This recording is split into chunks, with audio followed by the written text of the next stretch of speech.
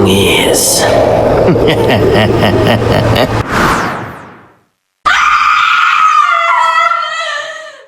Mateo, narinig mo ba yung mga balita tungkol sa bagong dalaga sa kabilang sityo? Dahil kahit kaming matatanda napapahinto kapag dumadaan siya at parang may kakaibang lamig sa paligid niya. Ano po bang ibig sabihin niyo, Mang Cardo? Dahil araw-araw naman may dumarating na bagong tao sa bundok, lalo na kapag tapos na ang anihan.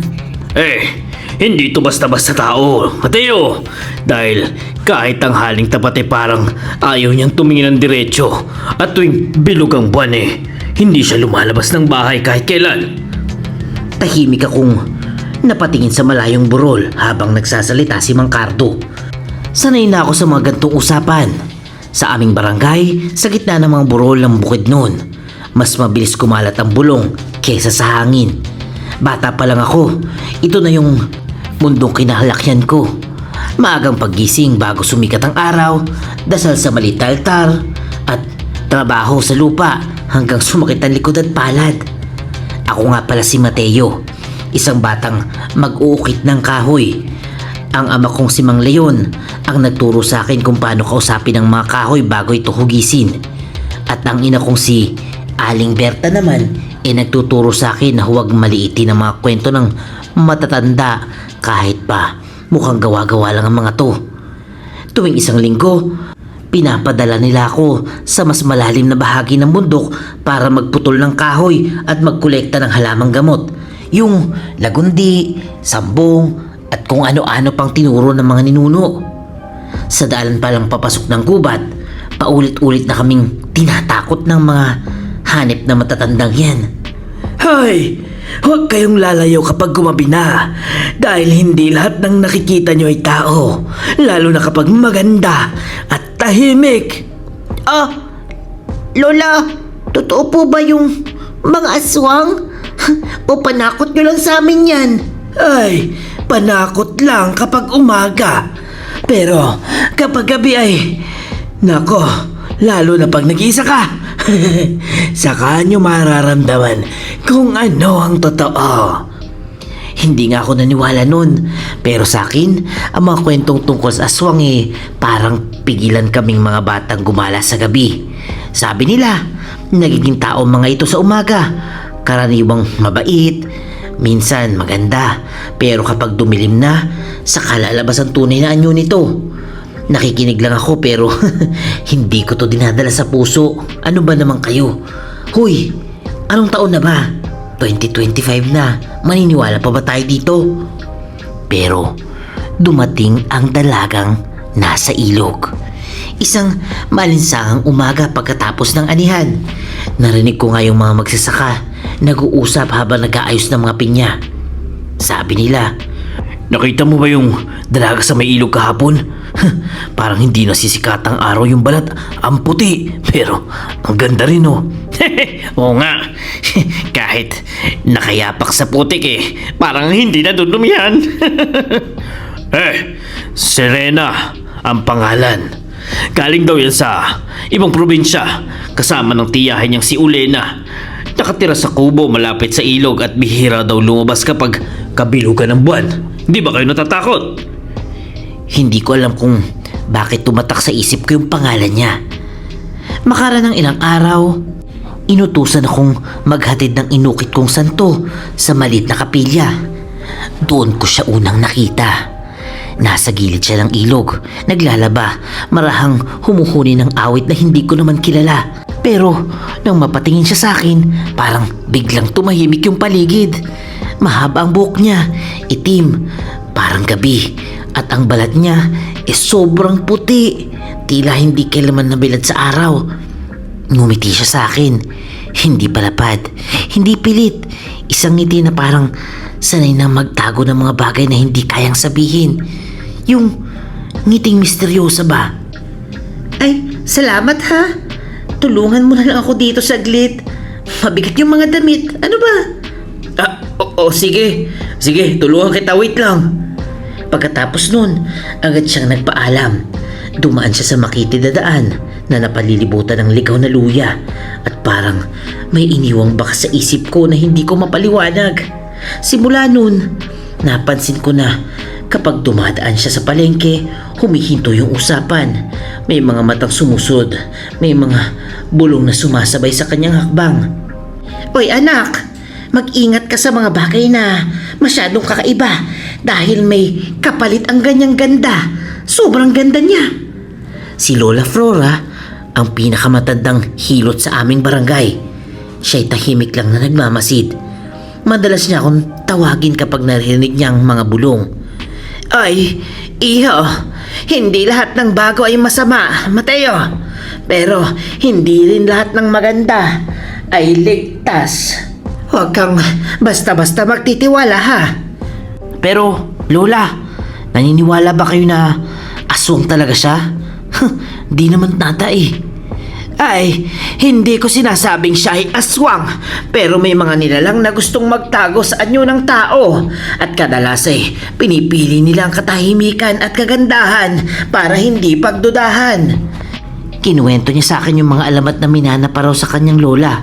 Mga nilalang na kalahating mangkukulam, kalahating halimaw, na sa umaga, kasama mo sa dasal at sa gabi, nagpapanggap ng biktima. Tinuturuan niya akong magdasal ng panangga at pinayuhan niya akong magdala ng asin at bawang kahit saan magpunta. Pero nginitian ko lamang siya noon. Para sa akin, sobra lang ang pag-iingat nito. Hanggang sa nagsimula ang mga kakaibang pangyayari sa aming barangay. At doon ko unang naramdaman na may bulong ang bundok at hindi lahat ng bulong ay gawa ng tao.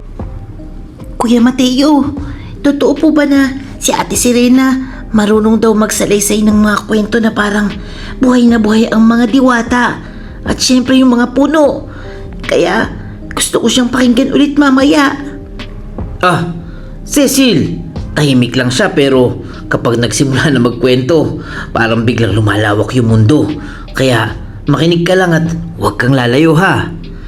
Sa mga sumunod na linggo, unti-unting naging bahagi ng aming araw si Serena. Hindi siya yung tipong bigla na lang sasama sa ingay ng barangay, pero palagi siyang nandun. Kapag may kailangan tulungan, nandun siya. Tinutulungan niyang aking ina sa pag-aalis ng damo sa gulayan kahit tirik ang araw. At eto pa, tinuruan niya si Cecil kung paano itirintas ang buhok ng dahan-dahan na parang may dasal sa bawat galaw ng kamay. Ang daming nahuhumaling kay Serena sa aming barangay. Pero hindi ako papatalo. Ate Serena, kwento ka naman ulit yung tungkol sa gubat na may bantay na diwata at yung ilog na marunong makinig. O sige, pero makinig kayo. Makinig kayong mabuti dahil hindi lahat ng spiritu masama at hindi rin lahat ng tahimik dapat katakutan. Habang nagsasalaysay siya, ginagaya niya ang boses ng hangin, ang yabag ng mga hayop at bulong ng mga puno. Nakikinig yung mga bata, parang may salamangka sa paligid. Doon ko napansin na hindi lang ganda ang taglay niya. Marunong siyang bumikas ng mga tula na hindi ko pa naririnig kailanman. Mahabang taludtod na kabisado niya na parang bahagi na ng kanyang paghinga. Bihira nga siyang tumawa pero kapag natawa siya, may kakaibang gaan sa pakiramdam na parang nawawalang takot sa dibdib ko. Pero habang tumatagal, hindi rin nawawala yung mga bulong-bulungan. Nawawala na naman ang mga kambing ko kagabi at wala man lang bakas kung sino kumuha nito. Hay, 2 buntis na naman ang nawalan ang dinadala at pareho pang walang paliwanag ang hilot kung bakit nawala to. Unti-unting bumigat ang hangin sa barangay. May mga matatandang bumubulong tungkol sa paniniwala na ang aswang mahilig sa laman at dugo ng mga sanggol, lalo pag nasa sinapupunan.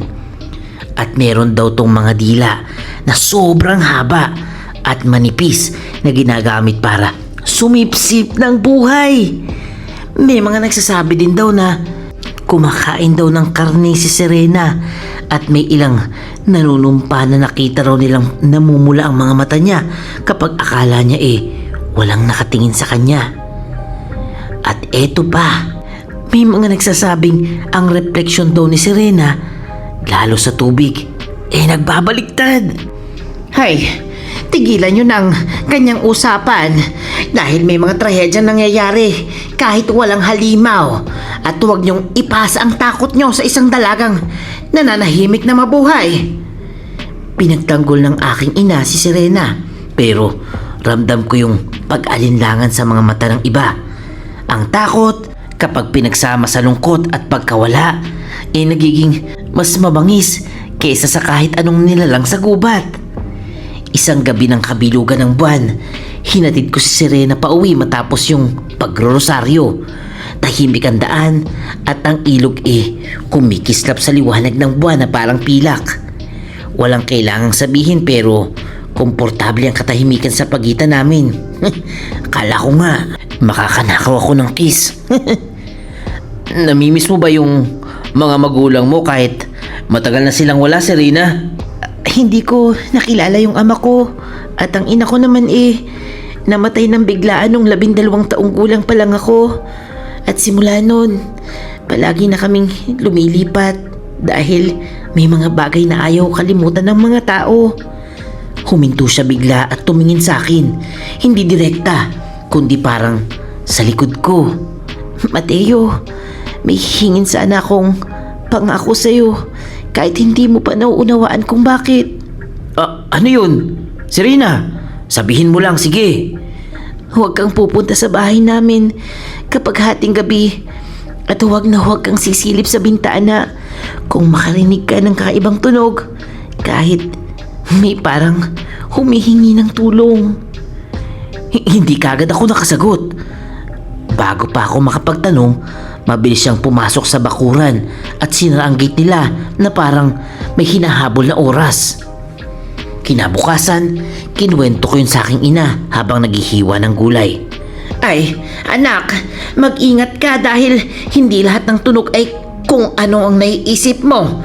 At ayon sa matatanda, may mga nilalang na gumagawa ng marahang tunog para akitin ang tao at habang mas mahina ang tunog, mas malapit na pala ang panganib.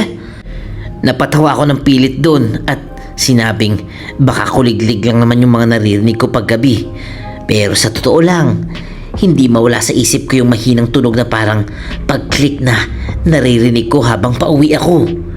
Hindi ko pa alam noon kung kuliglig ba yun o isang babala. At doon ko na napansin ang mga mata ni Serena. Hindi dahil sa kulay nito, kundi dahil parang may lihim na ayaw niyang ipamana sa iba. Ante Olena, dinalan ko po kayo ng lansones galing sa kabilang burol. Sabi kasi ni Serena, gusto niyo raw yung matatamis na prutas kapag umaga.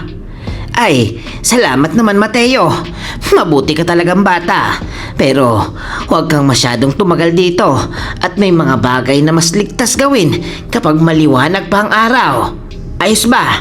Salamat sa pag-aalaga mo lagi sa aking pamangkin na si Serena ha. Mas madalas na akong napapadpad sa bahay ni na Serena tuwing umaga at tanghali. Lagi kong sinasabi sa sarili ko na tutulungan ko lang siya o maghahatid lang ng prutas. Pero alam ko naman talaga sa puso ko na hinahanap-hanap ko lang yung presensya ni Serena. Tinuruan ko si Serena kung paano mag-ukit ng maliit na figurin na kahoy, mga ibon, dahon o simpleng anyo ng tao. Napakaingat ng mga kamay niya. Parang sanay na sanay sa mga bagay na marupok. Hindi pala basta kahoy lang yung inuukit mo Mateo. Parang may kwento sa bawat galaw ng kutsilyo mo. Ganyan talaga. Ganyan din yung tinuro sa akin ni Papa ko. Na kapag may nadali mo ang kahoy, binabalik niya sa iyo yung galit niya. Kapag ako naman yung nasusugatan sa kamay, agad siyang kumikilos. Tinuruan niya ako magtimpla ng tsaang lagundi at sambong. At syempre, kung paano idikit ang mga durog na dahon sa sugat para humupa ang sakit.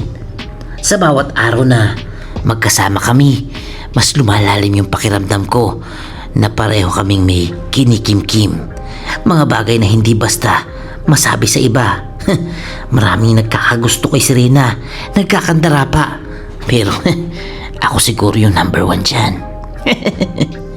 Hindi nagtagal, nagsimula na naman ang isa pang bulong-bulungan sa barangay. Hay, napapadalas ata yung pagpunta ni Mateo dun sa may ilog ha. Oo nga, parang may namumuong hindi na sinasabi sa atin ano. Isang hapon, habang nag-iihaw kami ng mais sa tabi ng ilog, biglang tumahimik si Serena. Nakatingin siya sa apoy, parang may nakikitang hindi ko naaabot. Mateo, kailangan ko na sigurong sabihin sa iyo kung bakit palipat-lipat kami ng tirahan ng tiyahin ko. Sige Serena, makikinig ako sa'yo. Ano ba? Huwag ka mag-alala, lahat ng sabihin mo, tatanggapin ko. Huminga siya ng malalim bago magsalita. Ang nanay ko, napagbintang ang mangkukulam dun sa dati naming bayan. May mga nagsasabing may mga aninong sumusunod sa kanya at may mga gabi daw na bigla siyang nawawala. Hanggang sa isang gabi, may mga taong may dalang sulo ang sumugod sa bahay namin. Napilitan siyang tumakbo papasok ng gubat. At mula noon, hindi na siya bumalik. Nanginginig ang boses niya habang nagsasalita siya. Sinabi niyang may mga paniwala daw na namatay ang kanyang ina. Pero may mga nagsasabing nagbago raw ito ng anyo at nakatakas. Simula noon, saan man sila magpunta, palaging may mga mata na nagmamasid sa kanila. Palaging may takot na nauuna bago sila unawain. Hindi lahat ng tao ganyan Serena. May mga handang makinig at umunawa, kaya huwag ka mag-alala. Sana nga, pero may mga bagay tungkol sa akin na hindi mo pa alam. At ayokong masaktan ka dahil sa kung anong ako. Ngumiti siya, pero ramdam ko ang bigat sa likod ng ngiting yun. Gusto kong paniwalaan na sapat ang kabutihan para talunin ang takot. Pero unti-unti bumabalik sa isip ko ang mga kwento ng mga matatanda. Isang gabi, naghatid ako ng kamoteng kahoy sa kanila. Napansin ko na yung pintuan ng kanilang bahay may mga guhit na hindi ko naman maintindihan. Parang mga simbolong guhit gamit ang mga uling at langis.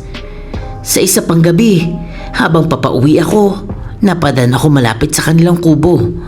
May narinig akong kaluskos at mahina ngunit kakaibang pagaspas ng parang pakpak. Tumigil siyempre ako sa paglalakad. Sumilip ako dun sa bintana nila. Sa loob ng ilang segundo, may nakita akong anyo. Mahaba yung mga galamay. Hindi pantao yung tindig. Napapikit ako sa takot nun. Nang muli akong mumulat, wala na. Tahimik na ang loob ng bahay. Sa mga sumunod na araw, lalong dumami yung masamang balita. Mga alagang hayop na natagpuan patay na may kakaibang marka sa liig. 3 sanggol, pinanganak ng wala sa oras sa loob ng 1 buwan. At isa lamang ang buhay. Hindi ito basta sakit lang o pagkakataong may gumagalaw sa dilim at sinusubok ang lakas ng ating pananampalataya. Sa pulong sa barangay hall, tumayo si Mang Cardo. Kung may aswang nga sa atin hindi tayo pwede maghintay dahil baka susunod na tao na ang kunin niya, di ba? May mga mata na lihim na tumitingin sa direksyon ng ilog. Hindi tayo pwedeng magturo ng daliri ng walang ebidensya, di ba? Baka may mabangis lang na hayop sa gubat. Yun ang sabi ko. Pero kahit sa sarili ko, hindi na sigurado. Habang lumalalim ang takot ng barangay, mas lalo ring lumalakas ang talong sa dibdib ko. Kaya nung gabing yun, nagpasya akong puntahan si Lola Flora. Dahil alam kong nasa pagitan ako ng pananampalataya at paghanga. At may katotohanan ang naghihintay na hindi ko pa kayang harapin. Umupo ka, Mateo. At huwag kang matakot. Dahil hindi lahat ng katotohanan ay masama agad ang loob, kundi unti-unti munang kumakagat sa ating isipan.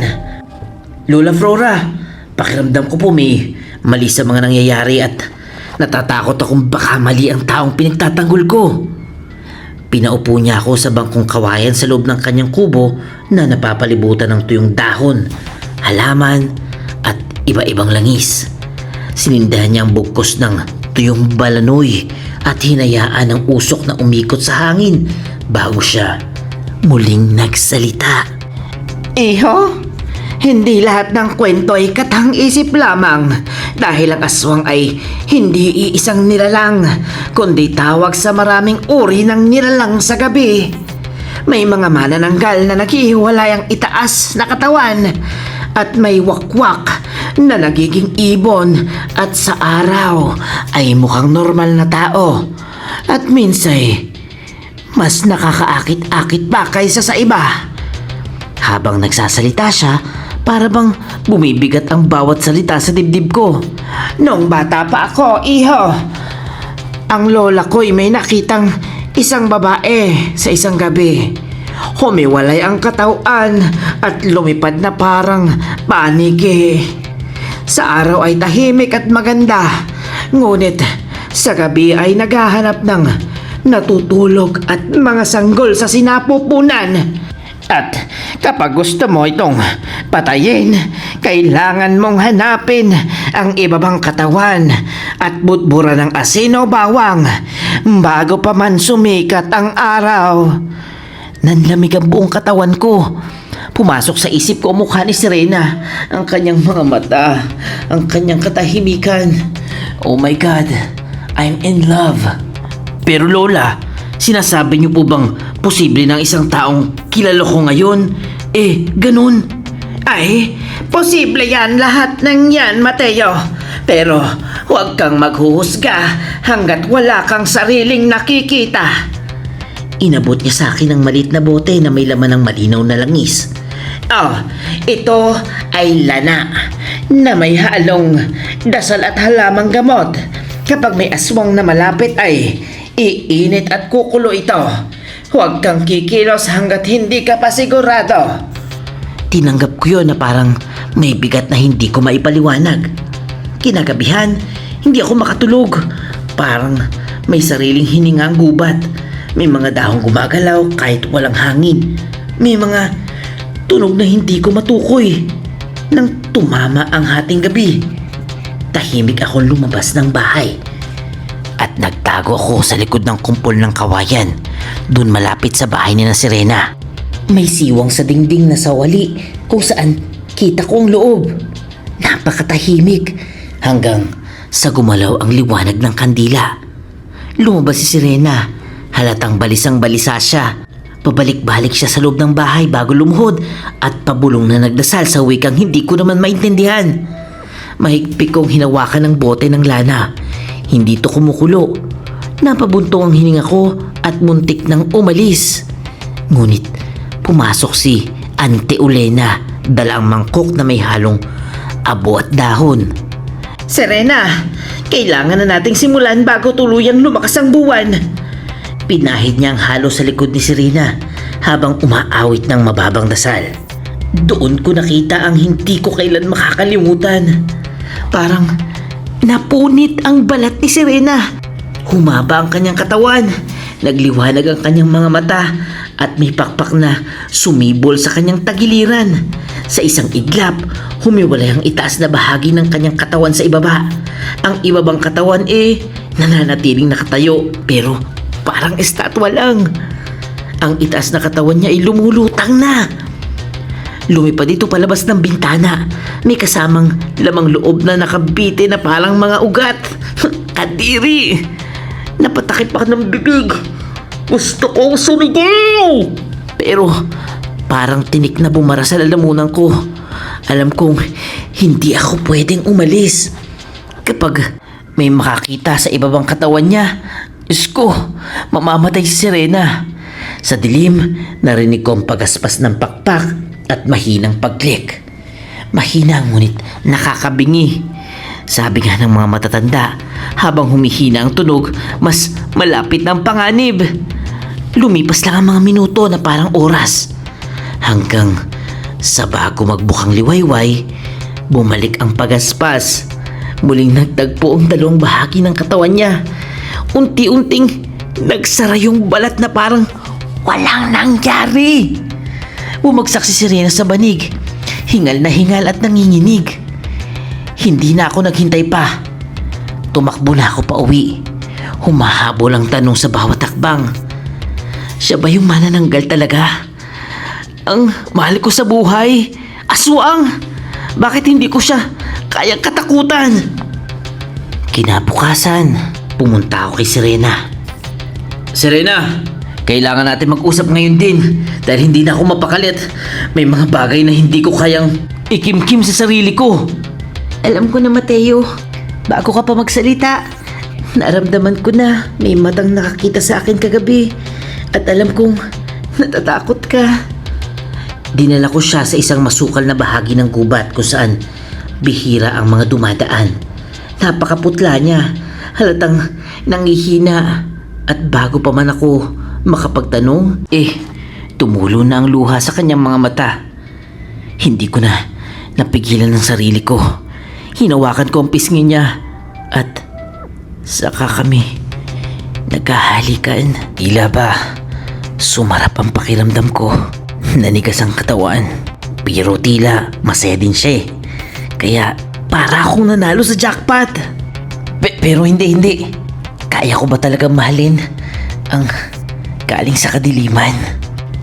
Mateo, hindi ko pinili ang ganong anyo at hindi ko rin ginusto ang sumpang dala ng dugo ko. Kaya huwag mong isipin na isa akong halimaw na walang puso.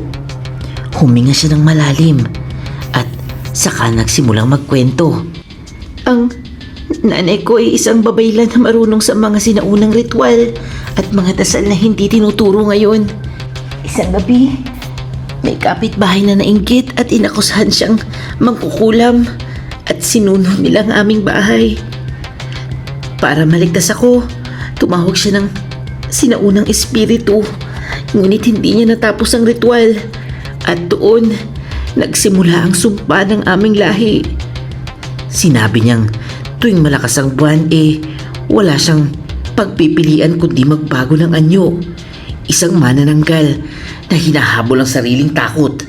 Taon-taon, palipat-lipat silang kanyang tiyahin, umaasang makahanap ng paraan para wakasan daw yung sumpa. Kumakain lang ako ng hayop ng gubat at mga alagang ligaw. Hindi ako kailanman pumatay ng inosenteng tao, lalong-lalo na yung mga sanggol. Kaya yung sinasabi ng mga kabarangay natin, hindi ako yun. Hindi ako yung kumain ng sanggol. Hindi talaga ako ang dahilan ng pagkawala ng mga sanggol. May isa pang nilalang sa bundok na sinasamantalang Redya at hinahanap namin yun. Gusto kong paniwalaan lahat ng sinasabi niya. Nagtatanong ako tungkol sa halamang ginagamit nila at mga dasal tuwing gabi. Ang mga ritual ng tiyahin ko ang pumipigil sa akin na mawala ng kontrol at tiniyak na makakabalik ako bago mag-umaga. Matagal na aming hinahanap ang lalaking aswang na tunay na salarin saan man kami magpunta. Sumusunod siya, Mateo.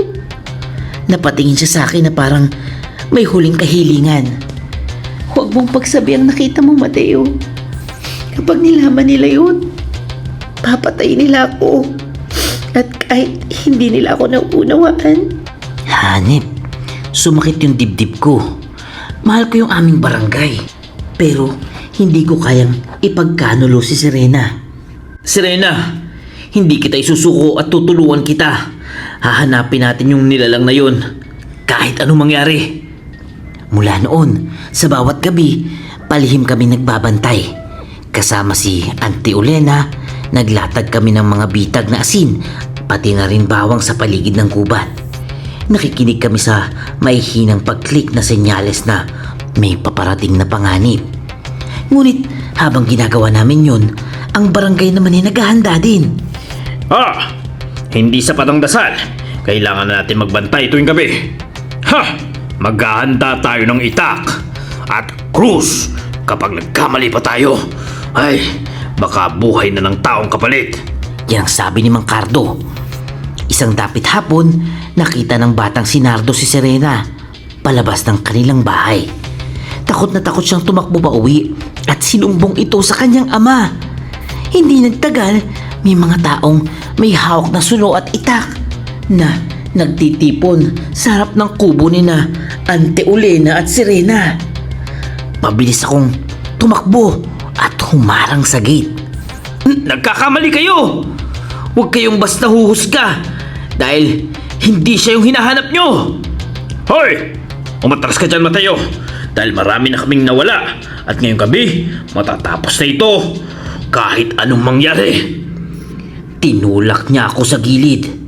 Nakita ko ang takot at galit sa mga mata ng mga kapitbahay ko. Sa sandaling yun, alam kong hindi na sapat yung mga lihim na dasal. May dugong dadanak bago sumikat ang araw. Ha! Lumayo kayo!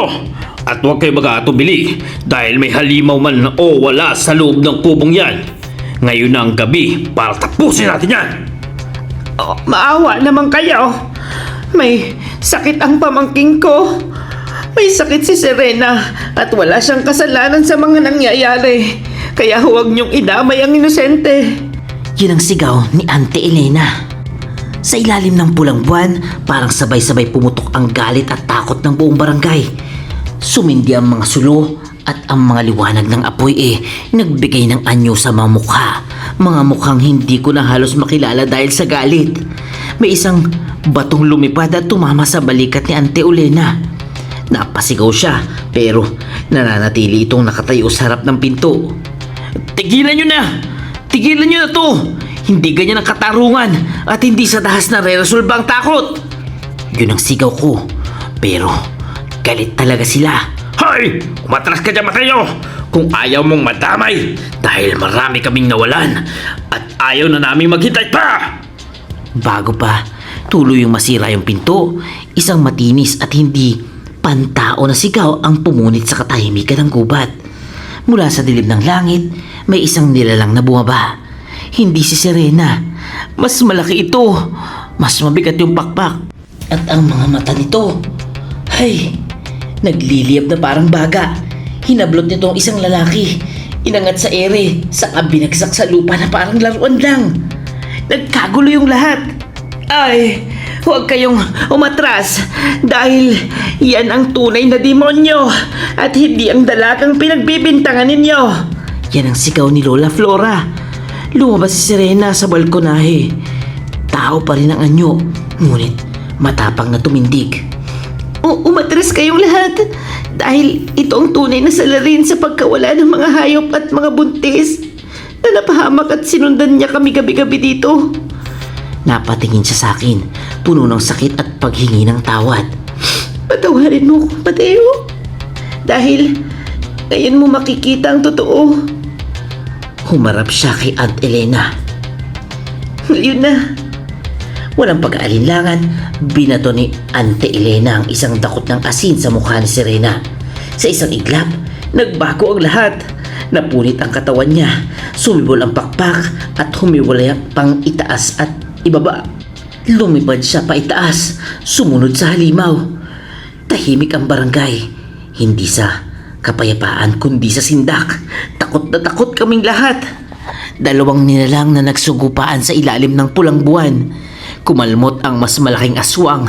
Sinubukang lapain si Serena sa ere, pero umiwas siya. Gumanti at duguan ang likod ng kalaban. Umikot sila sa ibabaw ng ilog. Naglalaban ng anino sa ibabaw ng mga puno. Sa lupa, mabilis na kumilos si Lola Flora. Ay, bantanig ninyo ang ibabang katawan niya dahil kapag nasabotahe iyan ay mamamatay si Serena bago pa sumikat ang araw. Pinalibutan namin ang ibabang katawan ni Serena. Hawak kong sulo, nanginginig ang kamay ko pero hindi ako umaatras. Napatingin sa akin si Ante Elena. Huwag mo siyang pabayaan, iho. Dahil sa gabing ito na, kailangan yung pagkatiwala ang lahat si Serena. Sa ere, tinulak ni Serena ang kalaban papunta sa puno ng balete. Ang paboritong hantungan nito. Mabilis naming sinindihan ang malalaking siga sa ilalim. Nang bumagsak ang halimaw sa apoy, Nagliyab ang mga pakpak nito. Naghiyawan ang lahat sa takot. Matapang na lumapit yung ilang lalaki at tinuhog ito sa mga sibat na kawayan. Lumapit si Lola Flora at binuhos ang asin at bawang sa mga sugat nito. Umiyak ang nilalang, isang tunog na hindi kailanman namin malilimutan. Hanggang sa maging abo ito. Bago sumikat ang araw, bumalik si Serena. Muling nagdugtong ang kanyang mga katawan. Bumagsak siya sa aking mga bisig. Hingal na hingal at halos wala na siyang lakas. Kuya, iniligtas niya tayo, hindi ba? Yan ang sabi sa akin ni Cecil. Tahimik na binaba ni Mang Cardo ang kanyang itak. Sinugal mo ang buhay para sa amin. Kahit alam mong maaari ka naming patayin. Kaya sabihin mo sa amin, ano ba ang dapat namin gawin? Lumapit si Lola Flora. Itinuro ng ating mga ninuno na hindi lahat ng espirito'y masama. At napatunayan ni Serena ang kanyang puso, kaya hayaan niyo siyang mabuhay at baka balang araw ay maputol din natin ang sumpa niya. Tahimik na nagkasundo ang barangay. Hindi dahil wala nang takot, kundi dahil may utang na loob na hindi kayang itanggi. Sa pagsikat ng araw, ginamot ang mga sugatan at sinunog ang mga abo ng halimaw. Ngunit alam ko, hindi lahat ng apoy ay kayang pumatay ng sumpa. Doon ka rin nalaman na nagdadalang tao si Serena. Pero ako ba talagang tunay na ama? Sundan natin ang storya sa next episode nito. Wakas. At yan ang storya ni Serena at ni Mateo. Kung nagustuhan niyo ang ating story, please comment yes. At kung may real life stories kayo na nakakatakot na gusto i-feature sa ating channel, please comment your email. At syempre, huwag kalimutan mag-like, mag-share, mag-comment at mag-subscribe na kay Kuya Bangis.